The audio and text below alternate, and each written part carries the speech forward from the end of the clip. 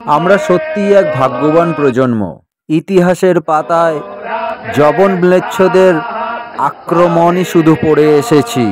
ইসলাম হোক বা খ্রিস্টান, তারা ভারতবর্ষে এসেছিল শুধুমাত্র ধন সম্পদ, গরু, নারী লুট করার জন্য নয়, জ্ঞান লুট করার জন্য।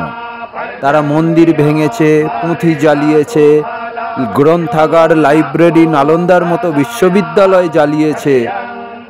আর শিক্ষিত বুদ্ধিমান ইংরেজরা চুরি করে নিয়ে গেছে পুঁথিপত্রগুলো। সেই চুরি করা পুঁথি পাঠোদ্ধার করে নিজেদের ভাষায় অনুবাদ করে নতুন নতুন জিনিসপত্র বানিয়ে আমাদেরকেই বিক্রি করেছে, পেটেন্ট নিজেদের নামে রেখে দিয়েছে।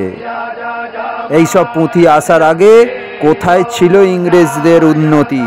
কোথায় ছিল ইউরোপের এই শিল্পোন্নয়ন? আমরা সেই ভাগ্যবান প্রজন্ম যারা দেখতে পেলাম, সাক্ষী হলাম, সৌভাগ্যের অধিকারী হলাম।